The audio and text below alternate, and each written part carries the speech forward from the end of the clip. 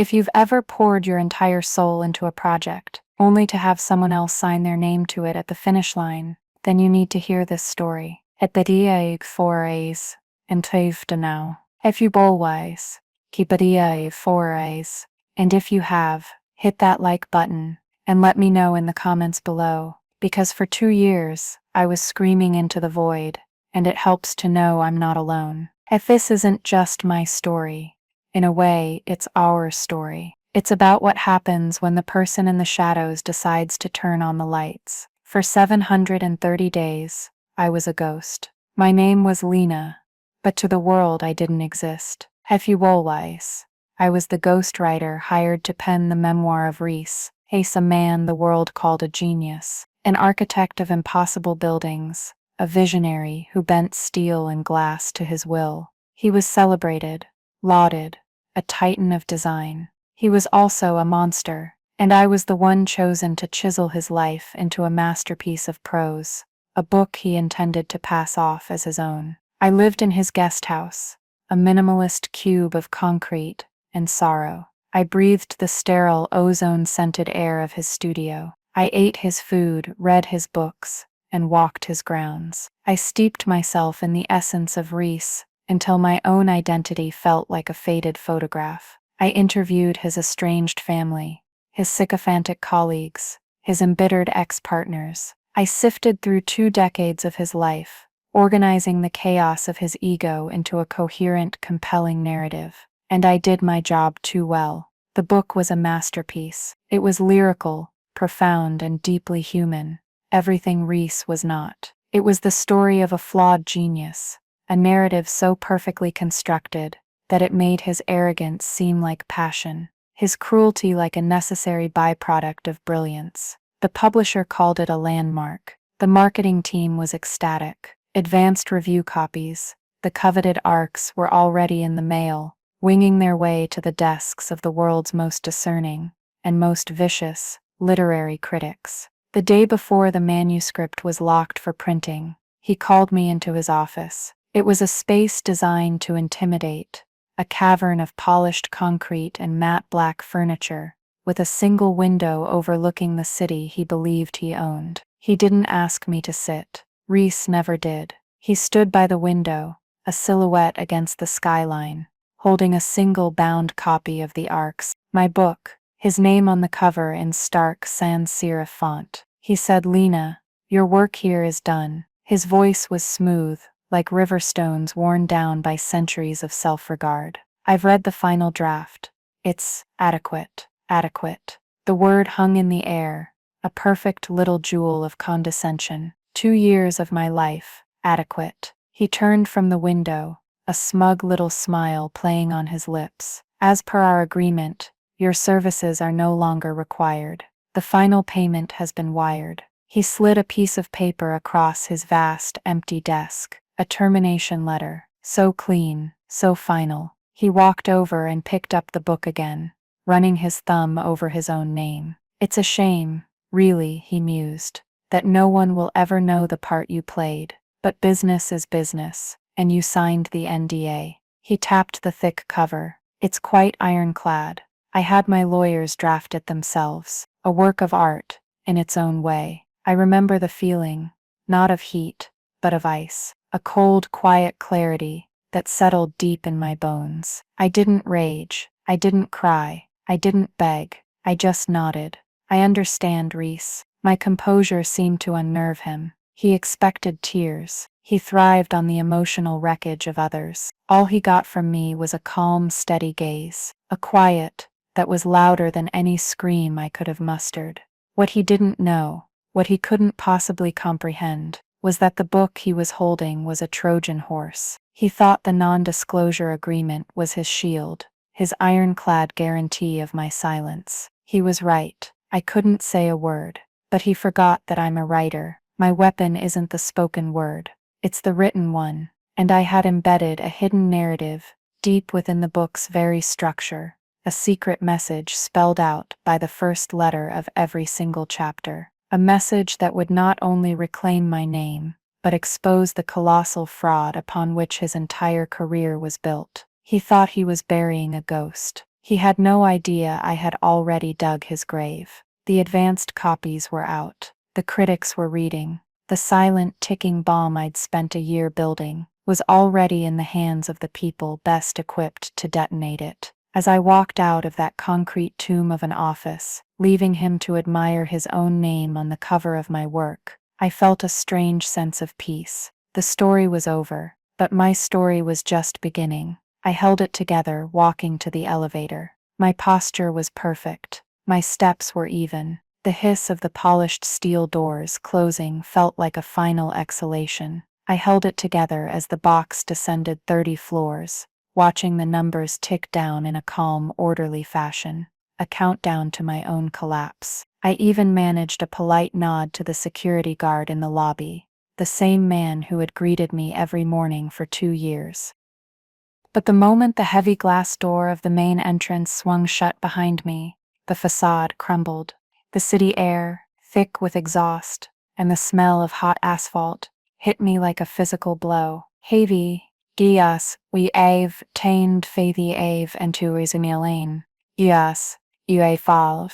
I made it to my car, beat-up sedan, that looked profoundly out of place, parked between the gleaming black German machines that littered Reese's corporate campus. I fumbled with the keys, my hands suddenly shaking so violently I couldn't fit the metal into the lock. I dropped them twice. When I finally got the door open and collapsed into the driver's seat, the dam broke. It wasn't a loud, theatrical sob. It was a silent, gut-wrenching implosion. My breath hitched, my vision blurred, and the world outside the smeared windshield dissolved into a swirl of indifferent light and motion. 2 years, 730 days of my life, distilled into a single dismissive word, adequate, and a wire transfer. As if my soul could be bought and paid for like a piece of furniture. The weight of the NDA he'd so smugly reminded me of felt like a physical restraint, a gag in my mouth, a straitjacket on my mind. He had not just taken my work, he had legally sealed my lips. I was forbidden from claiming my own words, my own thoughts, my own labor. I was an anecdote he would one day tell at a dinner party, the nameless, faceless girl who helped him organize his thoughts. The thought was so violating it made me physically ill. I leaned my forehead against the cold plastic of the steering wheel and just breathed, trying to push back the nausea. My mind,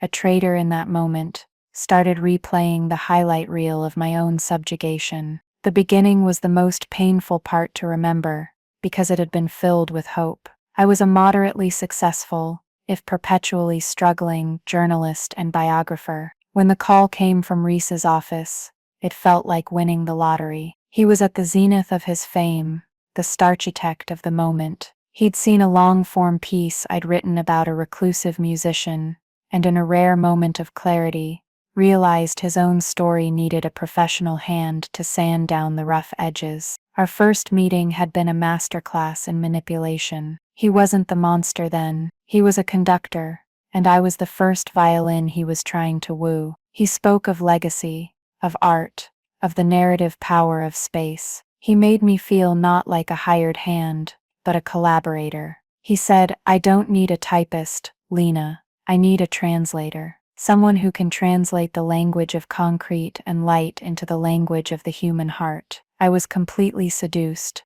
I signed the contract, the now infamous NDA included, without a second thought. It felt like a formality, a standard part of doing business at that level. The reality of the job settled in with the slow, creeping damp of a winter fog. The guest house I was given, while beautiful in its starkness, was a cage. Everything was shades of gray, black and white. There were no personal touches, no warmth. It was an extension of his aesthetic, and by living in it, I felt myself becoming one of his objects. I'd wake up in a room that felt like an art installation, and walk across a manicured lawn to a studio that felt like a surgical theater. His process was chaos. He didn't write, he pontificated. He would pace for hours, spewing a torrent of disconnected memories, philosophical musings, and vicious takedowns of his rivals. My job was to sit there with my laptop, a silent receptacle for his monumental ego, and somehow weave it all into gold.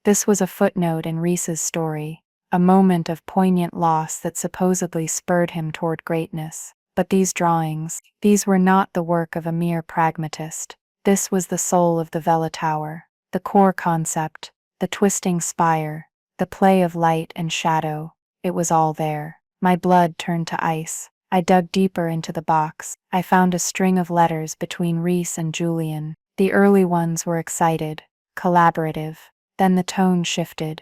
Julian's letters became more insistent, more worried. He wrote of feeling sidelined, of his ideas being absorbed and represented without credit. The last letter from Julian was furious. He accused Reese of stealing his portfolio, of trying to push him out of the new firm they were supposed to be founding. He threatened to go public. The next document in the file was a clipped newspaper article, dated 3 weeks after that final letter, a small dry report on the death of a promising young architect, Julian Croft, in a climbing accident. There were no more letters. There was only a preliminary contract, dated a month after Julian's death, between Reese and the developers of the Vela Tower. Reese was listed as the sole design architect. I sat on the cold floor of the archive room, the file open in my lap, and the entire edifice of Reese's life collapsed in my mind. He hadn't just stolen my words for a few chapters. He had built his entire kingdom on the foundation of a dead man's genius. He hadn't just erased me, he had erased Julian Croft from history. Sitting in my car, the steering wheel still cool against my forehead, that moment in the archive came back to me with stunning clarity. This betrayal wasn't new. I wasn't the first. I was just the latest in a long line of ghosts that haunted his success. The nausea receded, replaced by something cold and hard, a single, clarifying thought. I had the proof. I had photographed every single document in that file with my phone before carefully putting it back exactly where I found it. My phone buzzed on the passenger seat. I picked it up, an encrypted message from a secure app. It was from Alara. The text was short, just a few words. Heard what he did. Julian would be proud of you. And just like that, the grief shattered. The despair evaporated. Alara knew. She didn't know the details of what I'd found, but she knew the core injustice. She knew about Julian, and in that moment she wasn't just my ally, she was my conscience, my witness. Her message was the catalyst, the spark hitting the fumes of my anger. Julian would be proud. The name hung in the air of my small car. This was bigger than my 2 years, bigger than a stolen book credit. This was about correcting a history that had been violently rewritten. I took a deep, steadying breath. My hands were no longer shaking. I put the key in the ignition and started the car. The engine hummed to life. A low, steady thrum. My resolve settled into a quiet, focused calm. It wasn't about revenge. I kept telling myself that. It was about balance. It was about truth. Reese had built his career on a lie, and I had just handed him a beautifully written, perfectly packaged confession, and he was about to publish it under his own name. The irony was so profound it was almost beautiful. The plan hadn't been born in a flash of anger after he fired me. It had been growing slowly, methodically, for nearly a year, germinating in the dark soil of my resentment ever since I'd found Julian Croft's file. The discovery in the archive had recontextualized my entire purpose. I was no longer just a ghostwriter enduring a difficult client. I was an investigator, a silent archivist of a monumental crime. The memoir, which had once been a symbol of my erasure, was now my only potential weapon. The NDA was the central problem. It was, as Reese had so smugly pointed out, ironclad. I couldn't go to a newspaper. I couldn't publish a tell-all blog post. I couldn't even whisper the truth to a trusted friend without risking utter financial and professional ruin. He had built a fortress of legal silence around himself, but he made a critical mistake. He assumed the fortress only had one door. He never imagined someone could build a secret passage right through the walls. My weapon had to be subtle. It had to be undeniable, yet deniable. Something that once seen could never be unseen, but that on the surface appeared perfectly innocuous. It had to be hidden in plain sight, right under his nose, within the very object of his pride, an acrostic. It was an old, almost childish idea, but in this context it felt like sublime poetry. The first letter of every chapter, spelling out a message. It was perfect. It wasn't me speaking, it was the book itself. He couldn't sue me for breaking my NDA if the accusation was embedded in a manuscript he himself had approved and was publishing. The legal absurdity of it was delicious. He would be suing himself for libel. This was the kind of plausible inaccuracy that made the plan feel bulletproof, a loophole just wide enough for me to slip through. It was a debatable point, of course, whether a court would see it that way, but the public relations nightmare it would create for him was not debatable at all. The message had to be concise and devastating. My first instinct was to make it about me, something like Lena wrote this book. But after finding Julian's file, my own grievance felt small, almost petty. My stolen credit was a misdemeanor. What Reese did to Julian was a capital crime against history and art. The message became clear. It had to serve both truths. It would start with my name, my signature carved into the foundation of the work, and end with the truth he had buried. I spent weeks on it. The message itself was 28 characters long. Lena Julian Croft designed Vela. I added Tower at the end, making it 33 chapters in total. The number felt right, resonating with a sense of completion and cosmic justice. The challenge was immense. Each chapter title had to stand on its own as a plausible, even brilliant, heading for a section of an architect's memoir. They had to sound like Reese, a blend of pomposity, esoteric philosophy, and architectural jargon. I couldn't have a chapter titled Xylophone just because I needed an X. It became a secret, obsessive game. I filled a hidden notebook with hundreds of potential words. For Wall I settled on legacy. For Sin, endurance. A nexus, a nexus, a nexus. So far, so good.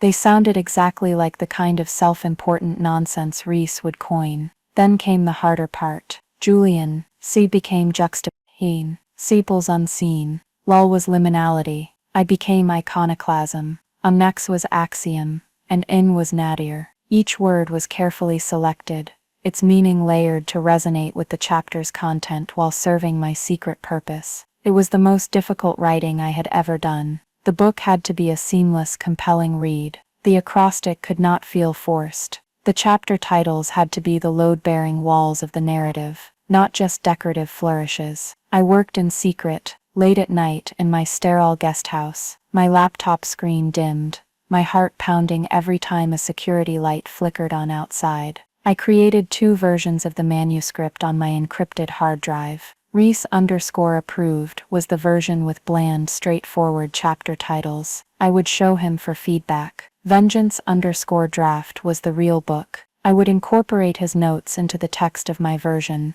but the chapter titles remained my secret.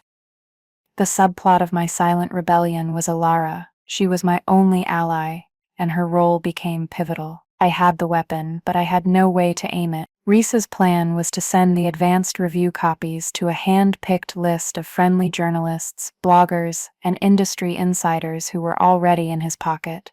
They would shower the book with praise, creating a chorus of adulation before it even hit shelves. My acrostic would be like a beautiful, intricate bomb that never went off. It needed the right audience. It needed critics, real ones, the kind of literary assassins who deconstruct texts for a living, who look for subtext and hidden meanings as a matter of professional pride. I couldn't ask Alara for help directly. It would put her in an impossible position, so I laid a trail of breadcrumbs. During one of our rare, quiet coffees, I casually mentioned an article I'd read by a famously ruthless literary critic from the New York Review of Books, a woman named Anya Sharma.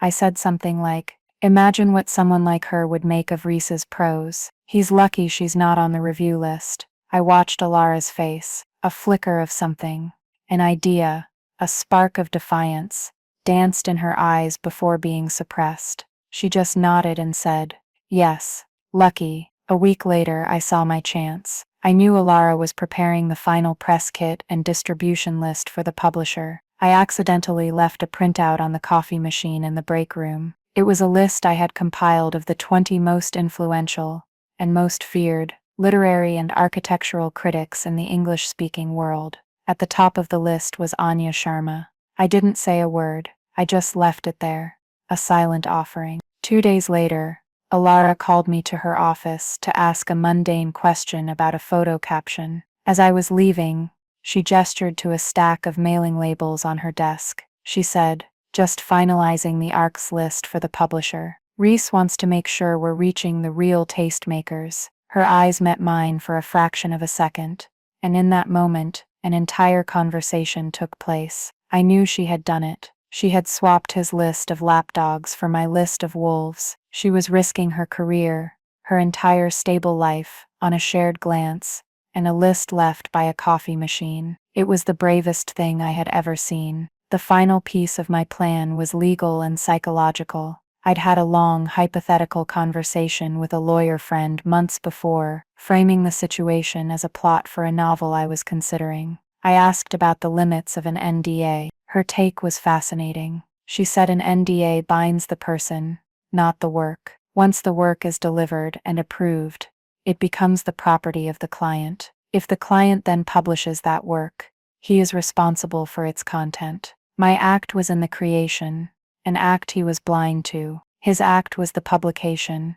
an act that would make him legally responsible for the message he was unwittingly broadcasting. It was a fine line, a razor's edge of plausible deniability. I couldn't be accused of libel if I hadn't published anything. He was the one shouting the message from the rooftops. When I submitted the final manuscript, it was the vengeance_draft. I watched him skim the table of contents. He read the chapter titles aloud, a small, satisfied smile on his face. Legacy, endurance, nexus, ascent. He nodded. Strong, very strong. He didn't even question them. Why would he? They were designed to flatter his ego, to sound like words he would have chosen himself. He approved the manuscript without a single change to the titles. He signed the final approval form. In that moment, the bomb was armed, and his own signature was on the detonator. My quiet confidence in his office wasn't an act. It was the profound calm of a general who knows the battle is already won. He thought he was firing a ghostwriter.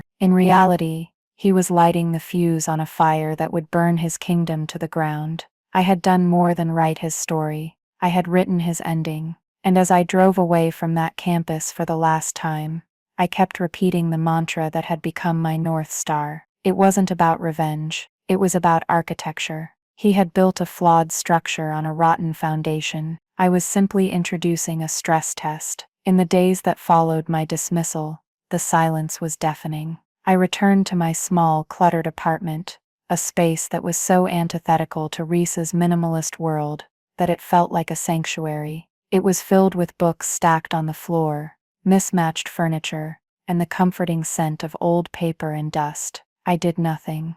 I didn't call my lawyer. I didn't frantically check websites for news. I waited. This was the hardest part of the plan, trusting the fuse I had lit to burn all the way to the end. Alara was my only window into the enemy camp. Her texts were sporadic and cryptic, little flares sent up from behind enemy lines. *ARCs confirmed delivered. *publisher is thrilled. Pre-orders are strong. He's doing a photo shoot for an architectural magazine, posed with the book. Each message was a small twist of the knife. He was celebrating. He was triumphant, completely oblivious to the sword hanging over his head. The first tremor came exactly 1 week after I was fired. It wasn't a bombshell. It was something far more elegant and far more dangerous. A blog post. It was from Anya Sharma, the formidable critic from the New York Review of Books, the name I had planted like a seed with Alara. Her website was influential, read by everyone in the literary and design worlds. The title of her post was simple: The Ghost in Reese's Machine.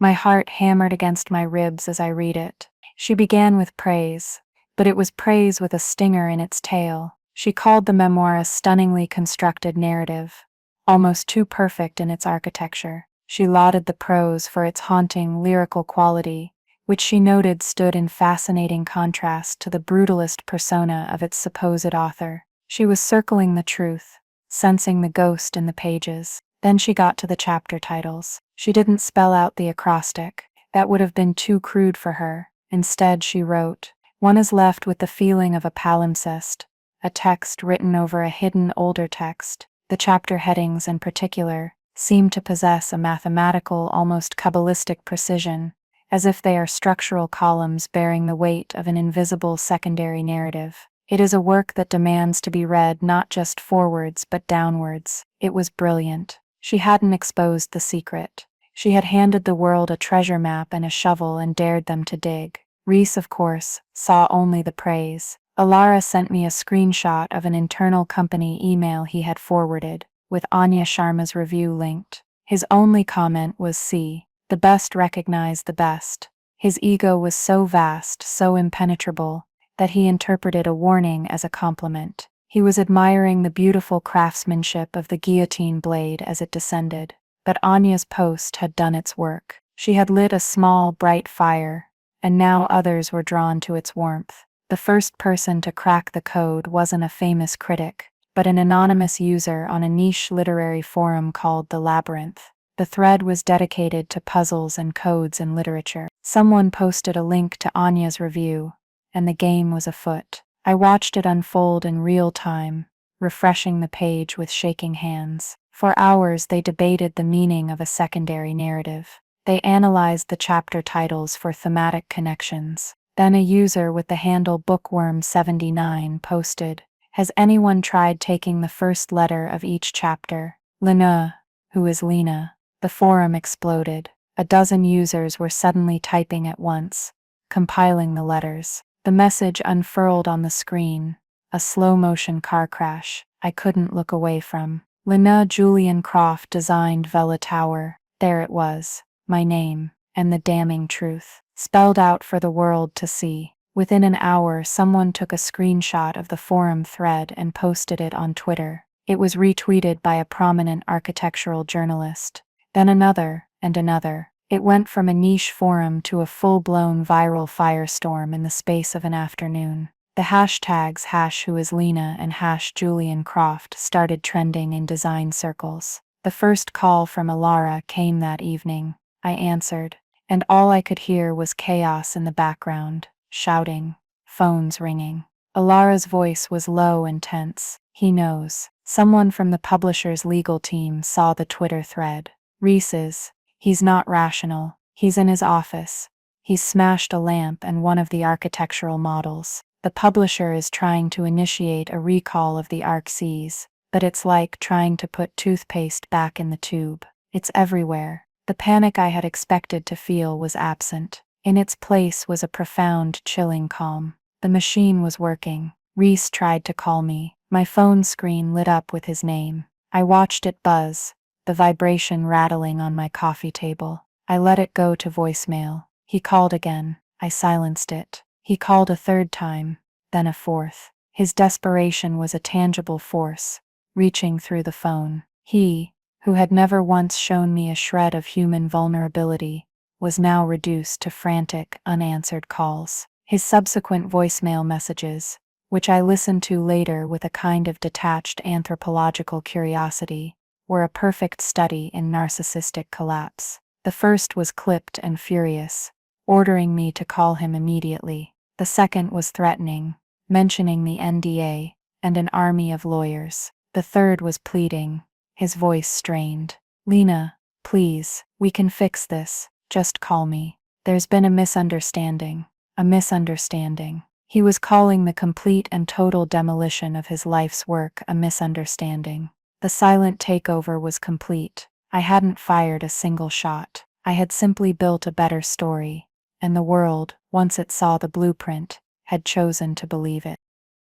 The fallout from the acrostic wasn't just a media storm, it was a wrecking ball, and it swung first at the foundations of Reese's professional empire. The digital wildfire of the revelation was one thing, but its translation into the physical world of contracts and consequences was another. It happened faster than I could have imagined. The first and most significant blow came from the Julian Croft Foundation. I didn't even know it existed. It was a small, quiet organization run by Julian's surviving sister, a woman named Catherine Croft. For 2 decades, she had worked to preserve her brother's memory through small scholarships for architecture students. but she had always operated under the shadow of Reese's official narrative. They had harbored suspicions about the circumstances of Julian's death and the timing of Reese's solo success with the Vela Tower, but they had no platform, no proof. Now, my book had given them both. The Foundation released a formal statement. It was calm, dignified, and utterly devastating. It stated that in light of newly revealed information suggesting the uncredited appropriation of Julian Croft's foundational design work for the Vela Tower, they were retaining a law firm to explore all legal avenues. They weren't just threatening a lawsuit. They were launching a full-scale historical and legal inquiry. They were reopening the case in the court of public opinion, and potentially an actual court of law. The external validation came from an unexpected quarter. Reese had been on the cusp of signing the most significant contract of his career, a commission to design a new National Museum of Technology, funded by a famously reclusive tech billionaire named Alistair Finch. Finch was known for being obsessed with authenticity and integrity. The memoir, as Reese had intended, was meant to be the final piece of the seduction, a testament to his singular vision. 2 days after the Croft Foundation's announcement, a story broke in a major financial journal. Alistair Finch had pulled his funding from the museum project, effective immediately. The official statement was terse, citing a crisis of confidence in the firm's leadership and a fundamental misalignment of values concerning intellectual honesty. The article quoted an anonymous source close to Finch, who said the billionaire felt personally deceived by the narrative presented in the memoir's advanced copy. He had believed he was investing in a self-made genius, not a legacy built on a lie. The project, worth hundreds of millions of dollars, evaporated overnight. The exodus had begun. Alara told me that 2 of the firm's most brilliant senior architects, people who had long chafed under Reese's ego, had quietly tendered their resignations. They didn't have other jobs lined up. It was a moral stand. They couldn't work for a man whose foundational myth had been proven false. The firm was beginning to hemorrhage talent and capital. That's when the desperate counteroffensive began. First came the formal, threatening letters from his lawyers, accusing me of everything from breach of contract to corporate espionage and defamation. My own lawyer, the same friend I'd consulted for my novel, reviewed them and laughed. She said, "He has no case, Lena. He's accusing you of defaming him with a book he approved and published. It's legally nonsensical. We'll just ignore it." When the legal threats failed to provoke a response, Reese came at me directly. He sent an email. It was long and rambling, a digital portrait of a mind unraveling. It cycled through rage, threats, and then, most tellingly, to pleading. He offered me everything. He offered me a public co-author credit, a revised second edition of the book that would clarify Julian's inspirational role. He offered me a partnership at the firm, and he offered me money. A lot of money, a 7-figure sum to sign a new, even more restrictive NDA, and to release a joint statement calling the whole affair an elaborate, misunderstood artistic homage. I read the email 3 times. A year ago, an offer like that would have been the dream of a lifetime. A partnership, a fortune, recognition. But reading it now, it felt like an insult. He wasn't offering me these things because he valued me. He was offering them because his own survival depended on it. He was trying to buy the truth, to package it and sell it as something palatable. There was a part of me, a small, dark part, that was tempted to engage, to write back a scathing reply, to list every one of his sins, to finally have the confrontation I had been denied. But I realized that would be playing his game. His power came from noise, from drama, from engagement. My power was in silence. Ignoring him was not a passive act. It was an active one. It was a denial of his relevance. It was a statement that he was so far beneath my consideration that he wasn't even worth a reply. It was, I thought with a grim sense of satisfaction, the ultimate form of ghosting. Ben was more than just a lab manager. He was the institutional memory of the entire neuroscience department. He knew the quirks of every piece of equipment, the best vendors for every conceivable reagent, and the precise bureaucratic incantations required to get anything done. His departure was not the loss of an employee.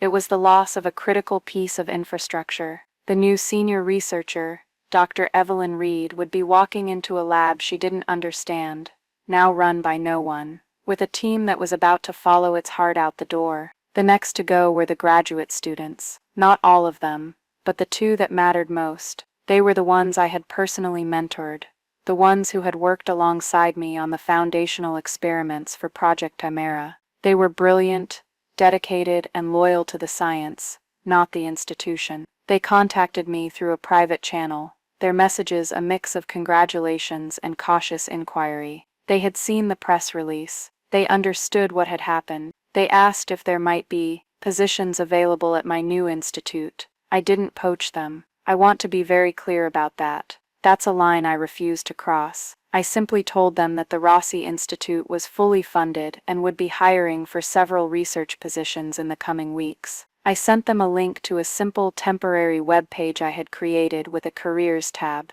I told them I would be delighted to see their applications. It was a professional courtesy, nothing more. Within an hour, their CVs were in my inbox. The exodus had begun. Alistair's project was being hollowed out from the inside. He was left with a grant, a title, and a lab full of equipment that his remaining skeleton crew, led by the incompetent Dr. Reed, had no idea how to properly operate for this specific project. The federal grant was now a ghost ship. The meeting was set for 9 a.m. in the vice provost's office. I walked in with my lawyer, a sharp, no-nonsense woman named Miss Albright. No relation to the Dr. Albright of Ben's story, but the irony was not lost on me. It felt like a small nod from the universe. Vice Provost Henderson was there. So was the university's general counsel. And sitting in the corner, looking small and rumpled in his expensive suit, was Professor Alistair Croft. He refused to make eye contact with me. Henderson tried to take control, starting with a patronizing speech about the university's commitment to its researchers and the importance of a collaborative spirit.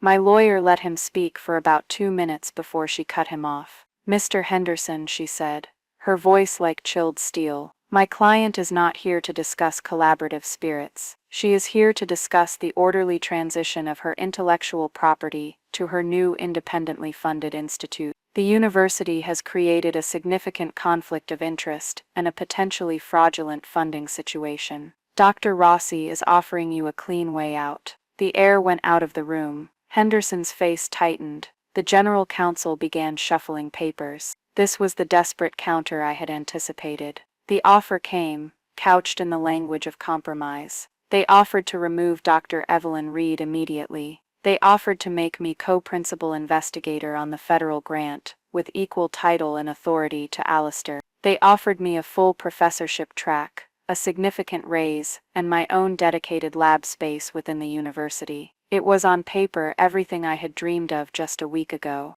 They were trying to buy me, to absorb my victory back into their system, to smooth over the public relations disaster and keep the federal money. They thought my goal was a better position at their table. I let them finish. I let the silence stretch out, thick and uncomfortable. Alistair was finally looking at me, a desperate, pleading look in his eyes. He thought he was about to be saved. I turned to Henderson. My voice was quiet, but it carried in the silent room. "Mr. Vice Provost," I said, "that is a very generous offer, and a week ago I might have been honored to accept it." I paused, letting the butt hang in the air. However, the Stellman Ross Foundation has made a significant investment in me, personally. As an independent researcher, I have a fiduciary and ethical obligation to honor that commitment, to say nothing of the commitment I have to the integrity of the research, which I feel is best served outside the political pressures of this institution. I pushed a single sheet of paper across the table. It was the Articles of Incorporation for the Rossi Institute for Neural Dynamics. "My new lab is already being provisioned in the tech quarter," I said calmly. "Ben Carter, whom I believe you know, has accepted my offer to be the director of lab operations. We begin work on the 1st of the month. I'm afraid my decision is final." I added one last sharp twist of the knife. "I believe this resolves your conflict of interest issue with the federal agency. You can now truthfully state that my research is no longer affiliated with your university in any way. You're welcome."